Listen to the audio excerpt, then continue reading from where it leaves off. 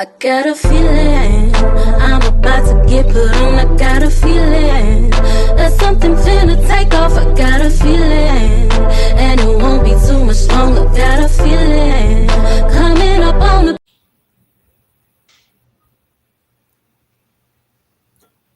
Like we always do about this time, I am Cornbread Capone, and this is Unpopular Honesty, the home of brutal honesty and real hip hop music. And today, my special guest is a producer known as Flash Finga Flame. What's going on, brother? I'm chilling, big dog. I appreciate you, man. I want to give a shout out to Cornbread and the team that he got all the way over there, man. You already know what it is, man. Big shout out to y'all for having me on the show. I really appreciate it, bro. No doubt. When did you decide that you was gonna make music and take it serious? Man, I've been making beats since 2005, bro. I've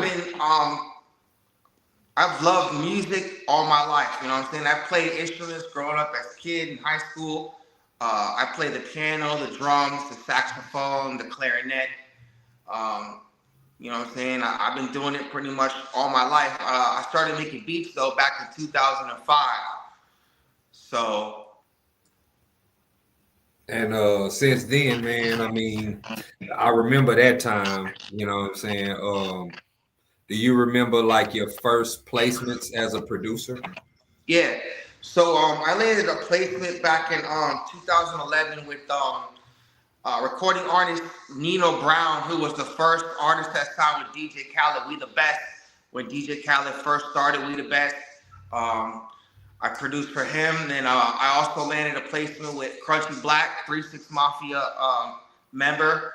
Right now he's got his own label called Hard Hitters Money Gang. You know what I mean? Shout out to Hard Hitters Money Gang. Those are like the biggest placements that I had. Then I got one with Baby Eazy-E in 2015. And then as far as like independent artists are concerned, I got a lot of independent artist placements. I've worked with Solo 350, Head Knocker Family out here in Tampa, because that's where I'm at. I'm out here in Tampa, Florida. I've also worked with Revolutionary Kid, Clay Hewitt. I've done tracks also with NJ3 Live out there in Atlanta. These three young little girls, they're like a rap girl group out there in ATL.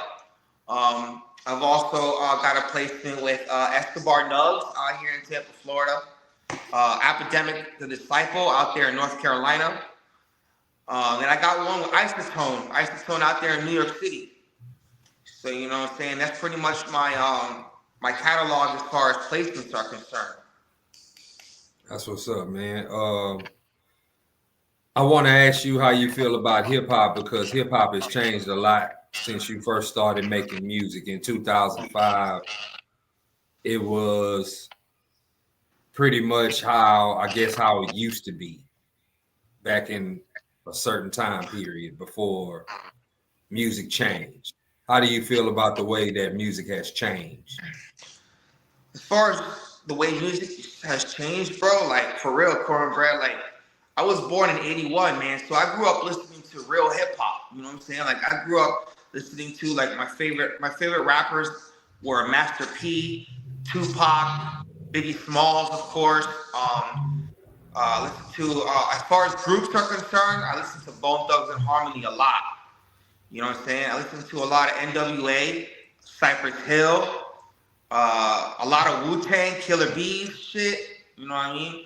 So, you know, I was into hip hop real hard growing up as a kid, man. And as far as like the way it's going right now, man, I just think that a lot of these young artists, man, that they don't understand what real hip hop is all about. They're just rapping about a bunch of nonsense, man. There's a lot of like nonsense hip hop coming out right now. Like half the shit they're saying, I don't even understand half the time. You know what I'm saying? Like the beats are dope, but they ain't saying nothing much, man. They ain't saying nothing real on these tracks. You know what I'm saying? And then as far as like back in the day, man, you know, the artists like Master P and NWA, like we're talking about now, they was making millions off their music, off of CDs, tapes. You know what I'm saying? They had tape decks back then. They had CD players. Like, that's the way it was back then. Like, now it's just all about streaming and USB cards going in the CD thing in the car, and you know what I'm saying? And like the streaming platforms, they really destroyed as far as like how us as artists can get income. You know what I mean? Like, it's really hard to make money off of music now because of these streaming platforms. And a lot of these streaming platforms are ripping us off as artists and producers. They're taking money. I just saw a video today on this rapper out in the UK who did a video on how his streaming platform on YouTube didn't pay him out because they said that he so-called violated copyright rules or whatever, and they didn't even pay the dude. And he had over like 10 million streams on the shit. You know what I mean? Yeah, I can understand that part when you say the streaming has messed up, because I have recently came to the decision that all my future music projects, I will be reverting back to the old school. I will be going back to pressing up CDs and having, merchandise attached to the music along with the music that people can actually have and hold. Because there's some people in the world who, they are not used to consuming music through their telephone or computer. Some of them would like to have something to hold. So because of that, I'm going to go back and I'm going to revert back to the old school, as I like to call it.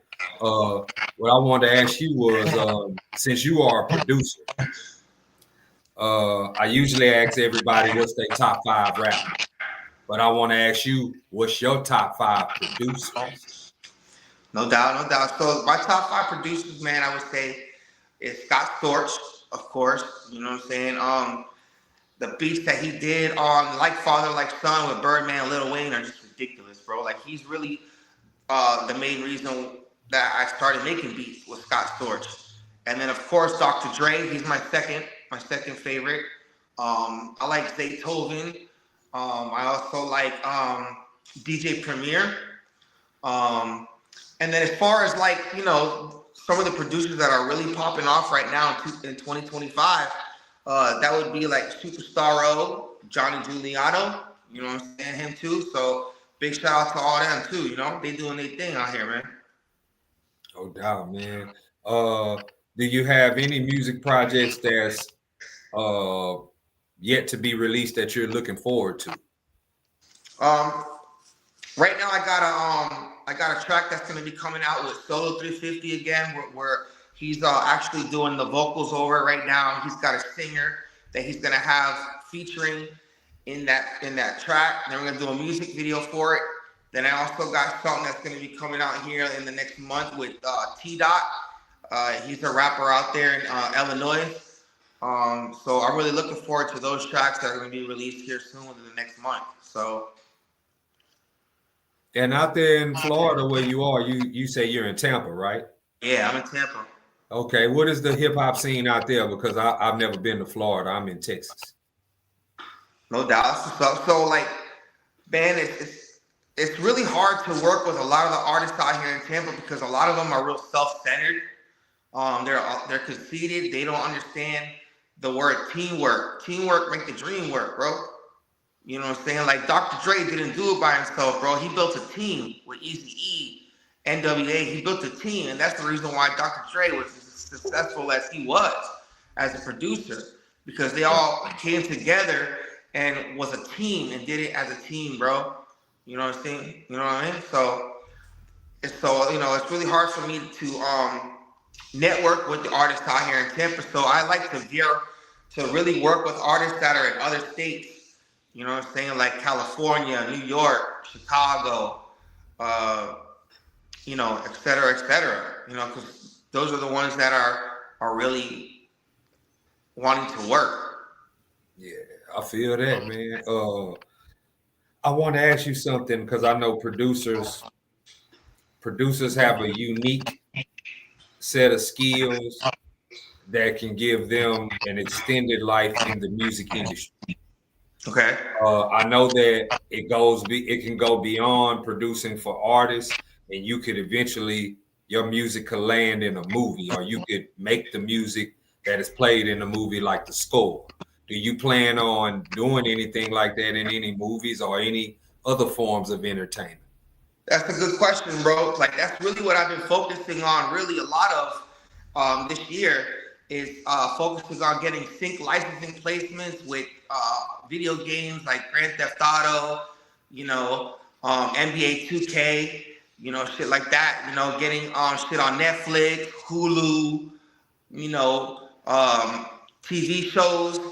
You know, that's what I've really been working on getting that sync licensing um, because of artists, really. Like artists don't give us the respect we deserve as producers. Like they feel like we owe them something, bro. Like for real. Like we're us as producers. We're the main foundation of you as an artist because we're the one that builds your sound. You know what I'm saying? So like, Right. like that's why like I have like a lot of shit on my Facebook that says pay your producer because these artists think that we owe them something. Email beats to blah blah blah, or let's go to YouTube and download a free beat that everybody's downloaded like 150 times and use that beat. I'm gonna use that beat and hope that I'm gonna get signed by a label. That ain't gonna work because labels are gonna say they 9 times out of 10 they probably already heard that beat on YouTube.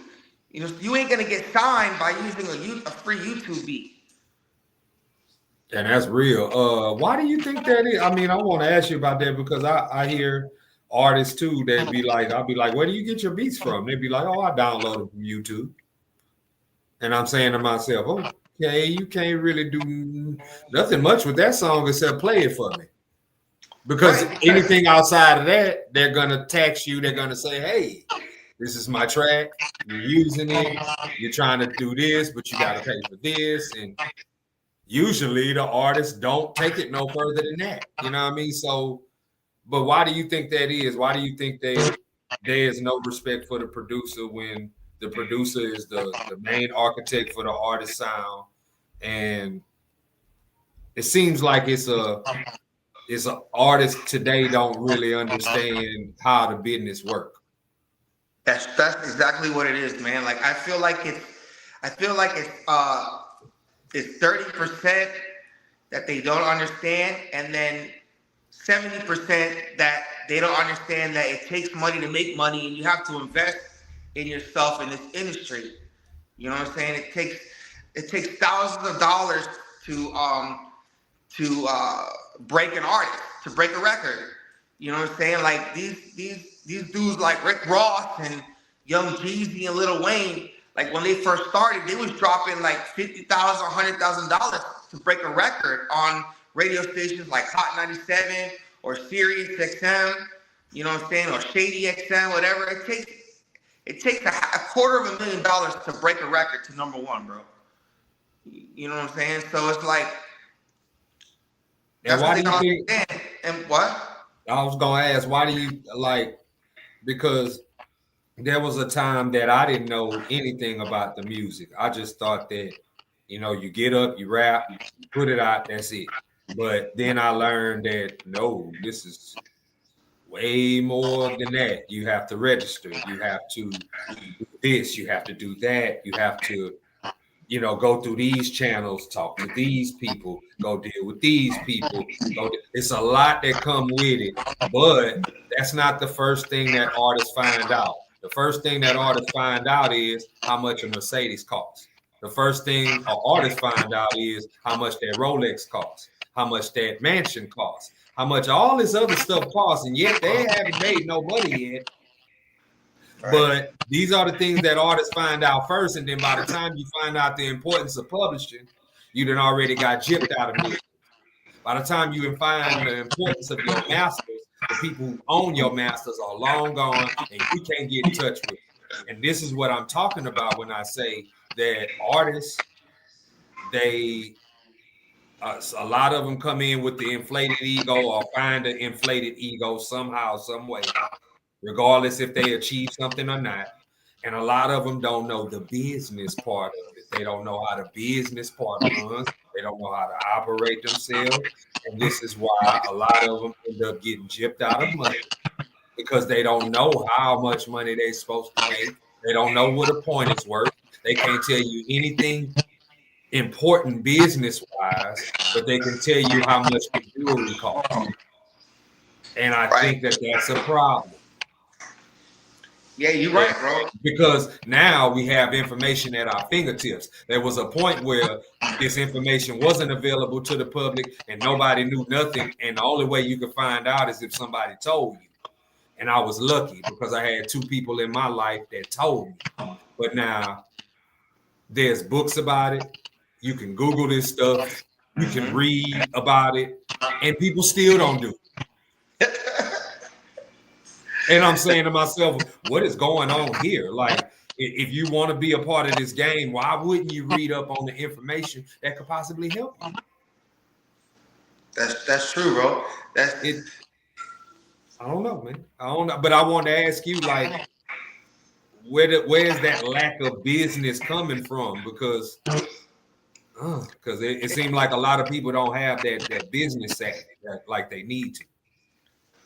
I mean, really, I really feel like it's just as an artist, just not taking his career seriously. He'd rather go out and spend money on a bag of weed than his career. You know what I'm saying? Like, I take my career seriously. I invest however much money I have to invest. I invest in it because this is what I want to do. You know what I'm saying? And like, I have a system. Like, when I make a beat, you know what I'm saying? The first thing I do is I register it with BMI, which is my writing and my publishing. Then I copyright it with the Library of Congress.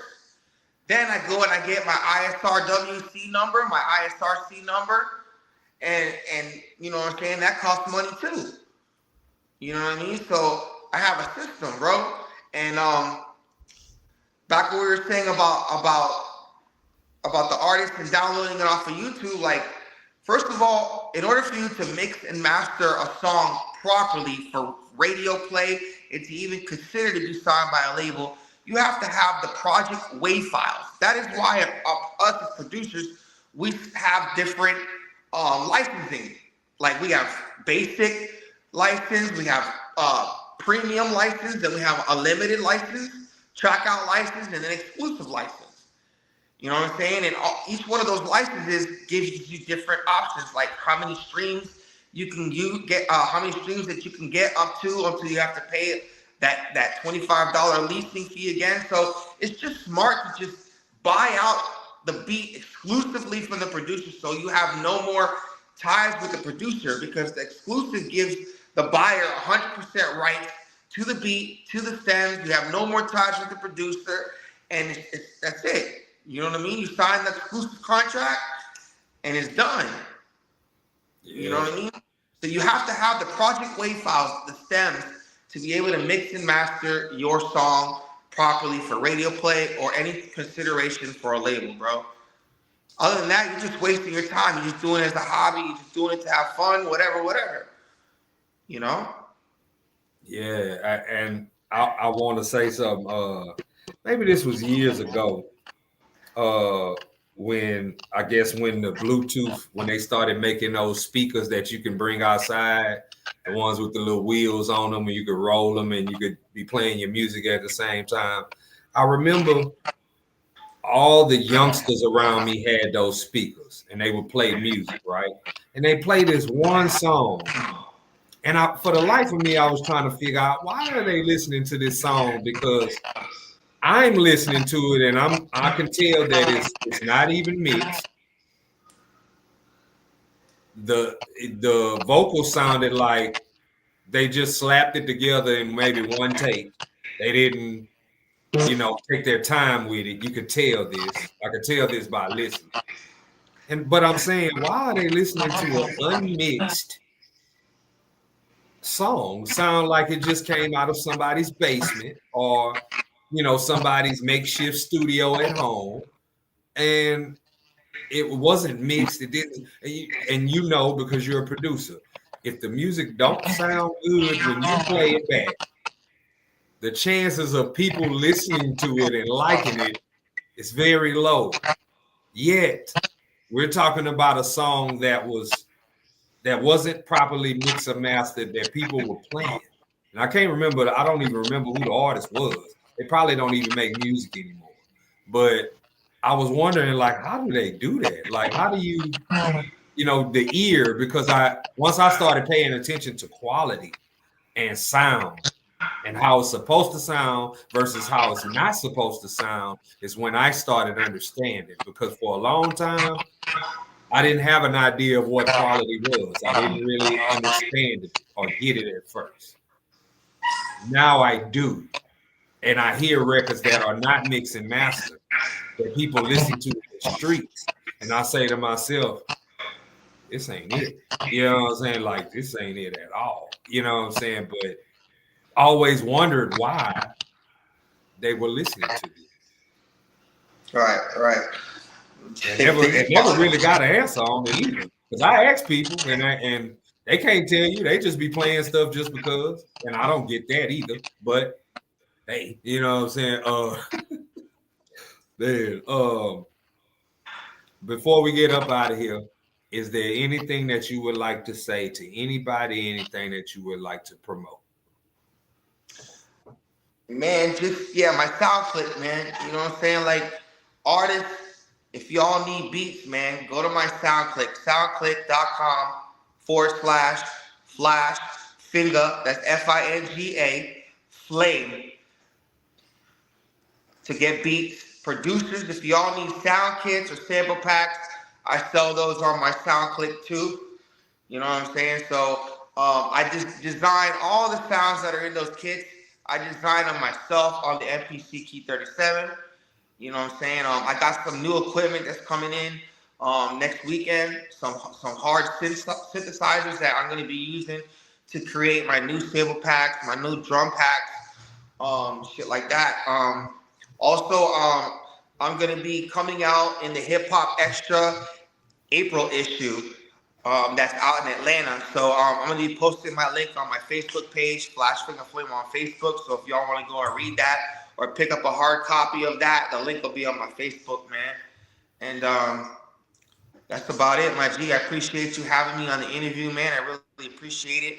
I also do the same thing that you do, bro. I got a show called Beat Boys TV that I do with my boy FDE Rain. That's on Facebook. Beat Boys TV, where we interview artists and producers and DJs. And we also do live on the spot beat making for artists, man. Like, they can actually call in to the show or post a comment or inbox me or Rain and say, yo, I need a custom beat and I need it to be a trap or a drill beat. And we'll make it for them from scratch live on our Beat Boys TV show, bro. You know what I mean? So we got that popping off too, bro. Yeah, that sounds real good, man. And anytime y'all need me on y'all platform, all you gotta do is holler at me, man. You know what I'm saying? I would love to do it. You know what I'm saying? I appreciate you for taking the time out to holler at me. You know what I'm saying? Very, very interesting conversation. I hope that people paid attention and people learned something. You know what I'm saying? On behalf of Flash Finga Flame and the good people at One Man Records, I am Cornbread Capone. This is Unpopular Honesty, the home of brutal honesty and real hip hop music. And until next time, everybody, peace and love, because that's what the world needs in a major way. Peace and love, man. And keep God first. Keep God first, bro. Word. All right, my G. I appreciate you, dog.